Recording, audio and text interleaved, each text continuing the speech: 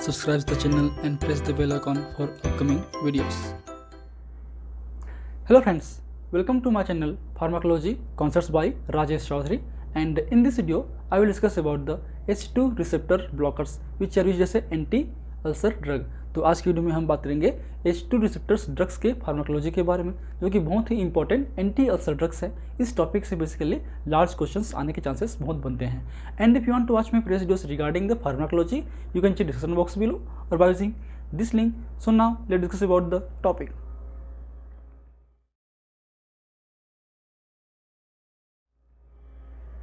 So H2 receptors blockers means the drugs which block the H2 receptors and antagonize the effect of histamine by blocking its H2 receptors। तो कहीं ना कहीं आपके ये जो drug हैं H2 रिसेप्टर्स ब्लॉकर्स हैं, ये हमारे बॉडी के अंदर में जहाँ पर भी H2 रिसेप्टर्स होते हैं उनको जाके ब्लॉक करते हैं। ब्लॉक होने से जो हिस्टामिन का रिस्पॉन्स है उन H2 रिसेप्टर्स से वो नहीं हो पाता और उनका इफेक्ट कम हो जाता है। तो बात करें इसके ड्रग्स की, तो उनमें जो खास ड्रग हैं वो है आपके सिमिटेडिन, जो कि बहुत ही पुराने ड्रग था, बहुत ही ये ओल्डेस्ट या फर्स्ट आपके H2 रिसेप्टर्स ब्लॉकर्स है जो आज की डेट में यूज़ नहीं होते हैं क्योंकि ये बहुत ज़्यादा साइड इफेक्ट्स शो करते हैं। उसके अलावा जो नेक्स्ट हैं आपके हैं रेंटिडिन, आपके हैं रोसाटिडिन, फार्मोटिडिन और लाफोटिडिन। ये जो ड्रग हैं फ्रिक्वेंटली यूज़ होते हैं। जो मेनली है वो आपके रेंटिडिन, आपके जो एसी लॉक है वो फ्रिक्वेंटली यूज़ होता है, आपको देखने को मिलता होगा। ठीक है, बात करें इसके मोड ऑफ एक्शन की, तो कहीं ना कहीं हम बात कर चुके हैं कि ये कहीं ना कहीं आपके जो H2 रिसेप्टर्स है हमारी बॉडी के अंदर में जहाँ पर भी H2 रिसेप्टर्स होंगे उसको ब्लॉक कर देगा, और ब्लॉक करने की वजह से जो हिस्टामिन है इनसे जाके बाइंड अप नहीं कर पाएगा और हिस्टामिन का रिस्पॉन्स इस रिसेप्टर्स के कारण नहीं आएगा। और बात करें इस रिसेप्टर्स की, तो एक तरीके से ये GSPCR है, ठीक है, जो कि साइक्लिक एम्पी पाथवे के बेस पे काम करता है, इनहेंस करता है। तो अल्टीमेटली ये जो ड्रग्स हैं इस GSPCR के रिस्पॉन्स को कम करते हैं इस रिसेप्टर को ब्लॉक करके। उनमें जो कुछ ड्रग हैं जैसे कि बात करें सिमिटिडिन, रेंटिडिन, रोसाटिडिन, ये जो ड्रग हैं ये एक तरीके से कम्पिटेटिव इनिबिटर हैं, कम्पिटेटिव एंटागोनिस्ट हैं, जबकि आपका जो फॉर्माटिडिन है वो पार्शली नॉन कम्पिटेटिव एंटागोनिस्ट है। इससे क्वेश्चंस आ सकते हैं ऑब्जेक्टिव के रूप में कि इन सारे ड्रग्स में कौन सा partially competitive non competitive antagonist है, वो ड्रग है आपका फॉर्माटिडिन। ठीक है, तो अल्टीमेटली जहाँ जहाँ पर भी ये GSPCR, जहाँ जहाँ पर भी ये H2 रिसेप्टर्स होंगे उसके इफेक्ट को अपोजिट करेगा या एंटागोनाइज करेगा, नॉट अपोजिट करेगा, एंटागोनाइज करेगा, ब्लॉक करेगा। तो पहला होता है आपका गैस्ट्रिक, क्योंकि आपका ये H2 रिसेप्टर ब्लॉकर्स हैं, ये एंटी गैस्ट्रिक ड्रग हैं, ये एसिड सेक्शन को कम करते हैं, तो ये गैस्ट्रिक में तो होगा ही। तो गैस्ट्रिक में होता है ये आपका H2 रिसेप्टर्स जो कि एसिड सिक्रेशन को इनहेंस करता है। मीन्स जो ब्लॉकर क्या करेंगे, दे डिक्रीज द गैस्ट्रिक और एसिड सिक्रेशन इन और गैस्ट्रिक रीजन। ठीक है, नेक्स्ट है आपका हार्ट, ये आपके हार्ट में भी होते हैं। अब ये GSPCR है, मीन्स कार्डियक मसल्स को ये एक्टिवेट करेगा, मीन्स कार्डियक की एक्टिविटी को इनहेंस करेगा, मतलब हार्ट को इंक्रीज करेगा। इसलिए जो इसके ब्लॉकर्स हैं H2 receptors blockers inhibit the cardiac activity and may cause the decrease in the heart rate and may cause bradycardia। तो अल्टीमेटली ये आपके हार्ट रेट को कम कर देगा और ब्रेडिकार्डिया भी प्रोड्यूस कर सकता है, इसको बोलते हैं ब्रेडिकार्डिया। और लॉन्ग समय तक यूज़ करेंगे, हाई डोज पे यूज़ करेंगे तो आपको ब्रेडी अरिथमिया या फिर कार्डियक अरेस्ट भी हो सकता है। ठीक है, नेक्स्ट आपका ब्रोंकस। ब्रोंकस क्या है, आपके स्मूथ मसल सेल्स होते हैं उस पर, और जो GSPCR है वो क्या करते हैं, रिलैक्सेंट करते हैं, मतलब H2 रिसेप्टर्स जो हैं रिलैक्सेंट काम करते हैं। तो इसके जो ब्लॉकर्स क्या करेंगे, ब्रोंकोस्पाज्म करेंगे। लेकिन ये जो ब्रोंकोस्पाज्म है ये डुअल इफेक्ट के थ्रू होता है। मान लेते हैं आपके जो बॉडी के अंदर में ये आपका ट्रेकिया है, ये ब्रोंकल ट्रेक्योटरी है, तो ट्रेकियोब्रोंकलरी है, इनमें आपके H1 भी होंगे और H2 भी होंगे। ठीक है, तो जो H2 रिसेप्टर्स हैं वो आपके क्या हैं, वो आपके GSPCR हैं जो कि रिलैक्सेंट हैं, और H1 रिसेप्टर्स क्या हैं, GQPCR है जो कि कॉन्स्ट्रिक्टर है। तो कहीं ना कहीं आपके हमने क्या कर दिया, इस रिसेप्टर को ब्लॉक कर दिया। ब्लॉक होने की वजह से जो भी हिस्टामिन है वो आपके यहाँ पे जाके बाइंड करेगा, यहाँ के बके बाइंड करेगा तो क्या होगा,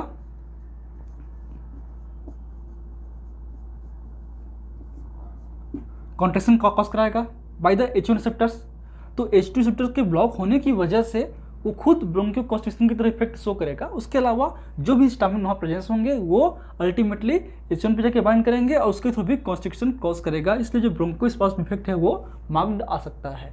इसलिए ये जो हाई डोज पे या लॉन्ग समय पे ये अस्थमा कॉज कर सकता है। इसलिए अस्थमेटिक पेशेंट्स में हम H2 रिसेप्टर्स ब्लॉकर्स को फ्रिक्वेंटली यूज़ नहीं करते। ठीक है, बात करें फिर नेक्स्ट है यूटेराइन। यूटेराइन भी आपके मसल्स हैं, खासकर स्मूथ मसल सेल्स हैं, मतलब वो भी कॉन्स्ट्रिक्ट होंगे H2 रिसेप्टर्स ब्लॉकर्स की वजह से। बात करें हम बीपी की, ब्लड प्रेशर की, तो हाई डोज पे ये बीपी को इंक्रीज़ करता है, क्योंकि हाई डोज पे जब देंगे तो कहीं ना कहीं हमारे जो वेसल्स हैं, वेसल्स में क्या होंगे आपके H2 होंगे, ठीक है, ये H2 है, और एक तरीके से GS है, मतलब वेसो रिलैक्सेंट रिसेप्टर्स हैं, तो ये ब्लॉक होंगे तो क्या होगा, वेसो कॉन्स्ट्रिक्शन होगा, मतलब अल्टीमेटली हाई डोज पे बीपी को इंक्रीज करता है, ठीक है।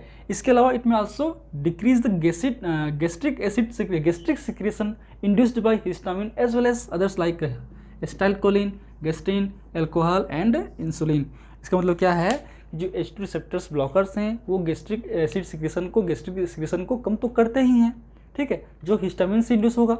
लेकिन हिस्टामिन के अलावा और सारे जो मॉलिक्यूल्स हैं, रेगुलेटरी मॉलिक्यूल्स हैं, जैसे कि बात करें हम एसिटाइलकोलिन की हो, गैस्ट्रिन की हो, अल्कोहल की हो, या फूड की हो, या फिर इंसुलिन की हो, इनकी वजह से भी होने वाले गैस्ट्रिक एसिड सिक्रेशन को भी ये कम करता है आपका H2 रिसेप्टर्स ब्लॉकर्स।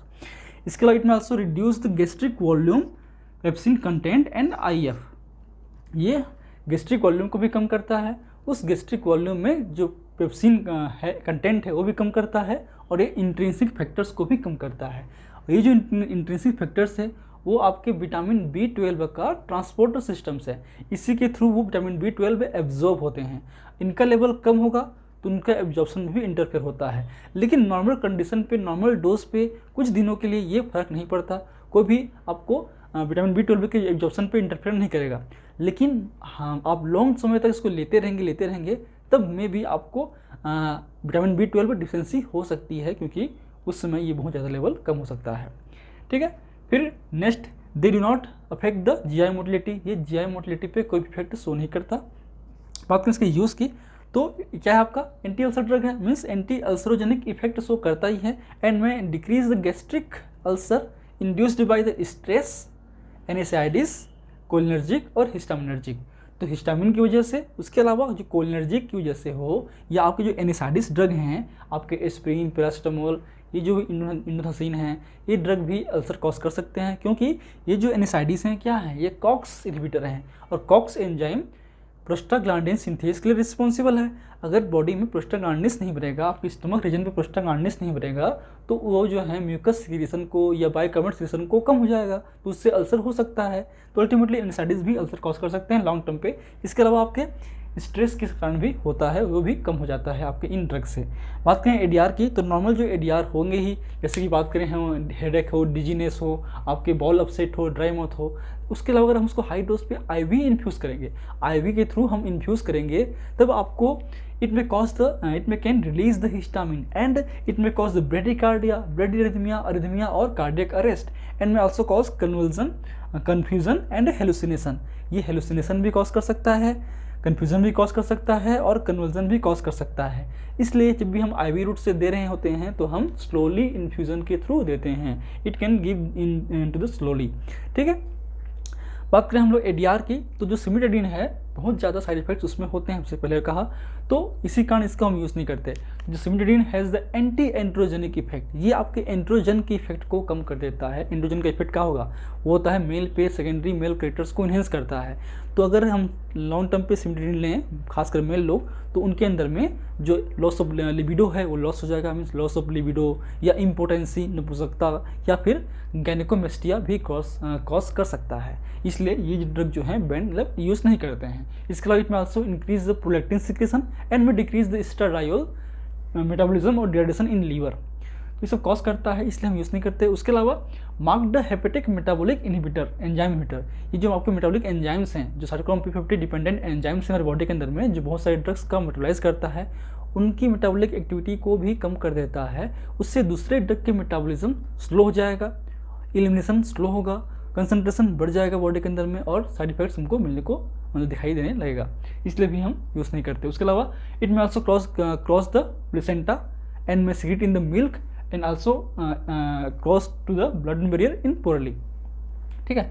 तो ये आपके प्लेसेंटा भी क्रॉस कर सकता है, ये मिल्क में भी रिलीज हो सकता है। उसके अलावा ये जो है बहुत ही पोरली ब्लड बैरियर को क्रॉस करता है। और पोरली कर रहा है, इसका मतलब क्या हुआ कि एक तरीके से हाइड्रोफिलिक नेचर का होता है। हाइड्रोफिलिक नेचर का है, इसका मतलब बहुत चीज़ें आपको काइनेटिक में समझने को मिलेगी। बात है ड्रग इंट्रैक्शन पे, तो जैसे कि बात कर चुके हैं कि ये खासकर आपके सिमिटाडीन, ये क्या है, मेटाबॉलिक एंजाइम इनहिबिटर है। तो ultimately they decrease the metabolism of several drugs like theophylline, phenytoin, barbiturates, sulfonylurea, warfarin and में lead to the their toxic effect.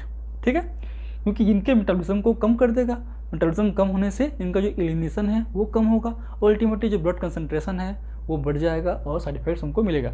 And with the antacid decrease the absorption of H2 receptors blocker, so need to 2 hour gap in if necessary. कई बार क्या होता है, हमको gastric बढ़ जाता है तो हम इनो या एंटासिड्स ले लेते हैं, ठीक है, उसके बाद ठीक नहीं होता तो फिर हम लोग H2 ब्लॉकर ले लेते हैं। तो क्योंकि जो एंटासिड्स हैं वो बहुत सारे ड्रग के एब्जॉर्प्शन को कम कर देता है। बहुत सारे जो ड्रग हैं वो क्या होते हैं, वो आपके वीक एसिड होते हैं और वीक एसिड जो हैं आपके पीएच लोअर पीएच मतलब गैस्ट्रिक पीएच पे ही एब्जॉर्ब हो पाते हैं अच्छे से। अगर हम एंटासिड ले लिए तो हमने सडनली जो पीएच मीडिया है हमारे स्टमक का उसको इंक्रीज़ कर दिया, तो उसमें जो वीक एसिड की जो एब्जॉर्प्शन है वो बहुत ही कम हो जाता है। इसलिए एंटासिड लेने के बाद तुरंत जो है कोई भी ड्रग नहीं लेना चाहिए, ठीक है, खासकर एसिडिक ड्रग। ठीक है, बात करें काइनेटिक की, तो काइनेटिक बोल चुके हैं कि अगर क्योंकि इस ड्रग को हम ओरली लेते हैं, पता है आपको ये ओरल फॉर्म में आता है, टेबलेट आते हैं, कैप्सूल्स आते हैं, तो इसलिए ओरली एब्जॉर्ब होंगे ही। लेकिन जो उनका एब्जॉर्प्शन है या फ्रैक्शन है या फिर आपके बायो एरल्टी की वो डिफर हो सकता है हर एक ड्रग का, मीन्स अप्रोक्सीमेटली 50 से 70 के बीच में होगा। ठीक है, अब ये ओरल से लेंगे मतलब इसमें आपकी मेटाबॉलिज्म भी होगा, लीवर के थ्रू का होता है मेटाबॉलिज्म।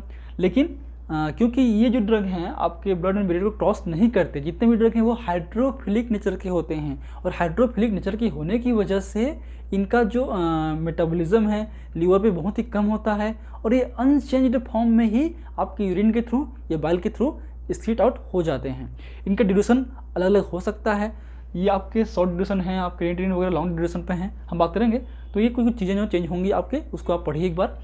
फिर जो नेक्स्ट ड्रग है वो है आपका रेनिटिडिन, जो कि फ्रिक्वेंटली हम यूज़ करते हैं और ये इनका जो रिंग है वो उसमें होता है फ्यूरेन रिंग, जो कि नॉन इमिडाजोल रिंग होते हैं। बात करें हम सिमिट्रिडिन की, तो इसमें आपके इमिडाजोल रिंग होते हैं, जबकि रेनिटिडिन में फ्यूरेन रिंग्स होते हैं। ये जो रिंग्स हैं किसी भी ड्रग का भी इंपॉर्टेंट है, जीपेट की तैयारी कर रहे हैं तो इससे क्वेश्चंस आ सकते हैं कि आपके कौन से ड्रग में कौन सा रिंग होता है, इस फ्रिक्वेंटली ऑप्शन आता है। ठीक है, इसका जो पोटेंसी है वो हाई होता है, साइड इफेक्ट्स बहुत ही कम होते हैं, ये प्लेसेंटा क्रॉस नहीं करता है, ये मेटाबॉलिक एंजाइम को इनहिबिट बहुत कम करता है, इनमें एंड्रोजेनिक इफेक्ट भी नहीं होता, इसलिए ये बेटर ड्रग हैं इसके कंपेरिजन पे।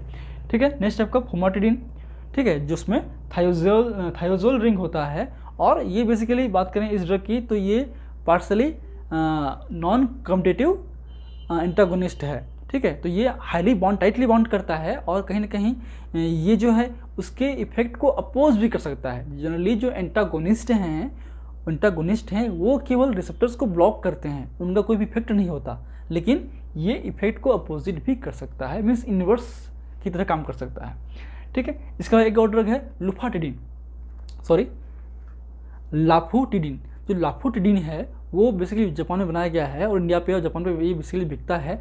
ये सारी जो प्रॉपर्टीज़ होती हैं वो होती हैं, उसके अलावा ये आपके नाइट्रिक ऑक्साइड लेवल को भी इंक्रीज़ करेगा हमारी बॉडी के अंदर में, खासकर जीआई रीजन पे, तो जो ब्लड फ्लो है वो बढ़ जाएगा, म्यूकस बढ़ जाता है।